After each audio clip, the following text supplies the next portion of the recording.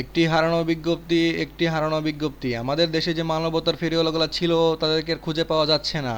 তাদেরকে যদি খুঁজে পাওয়া যায় তাহলে তাদেরকে বলবেন আমাদের দেশের কি অবস্থা। জীবন দিতে রাজপথে নাম শিরোই শিখর হিমাদ্রি दीपक जलता है। রাজার রাজ্যে সবাই গোলাম।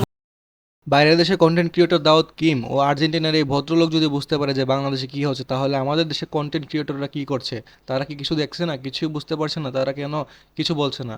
কিন্তু এদের মধ্যে কিছু ইনফ্লুয়েন্সার আছে যারা কিনা শিক্ষার্থীদের এই কোটা আন্দোলনের সাথে রয়েছে।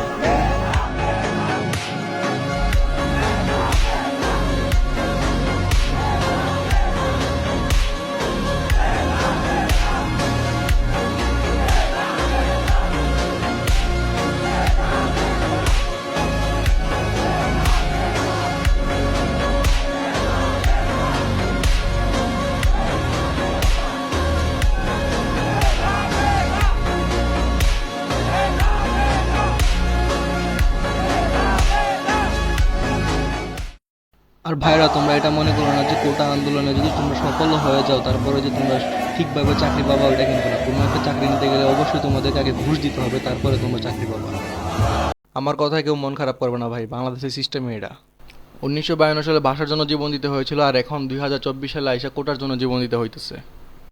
আর আমাদের দেশের মানবতার ফেরিওয়ালাগুলো কই ভাই? মানবতার ফেরিওয়ালারা এখন মানবতা দেখান, মানবতা বন্যার সময় দেখার লাভ নাই। মানবতার ফেরিওয়ালারা এখন দেখান মানবতা, মানবতা দেখানোর এটাই সবচেয়ে শ্রেষ্ঠ সময় ভাই।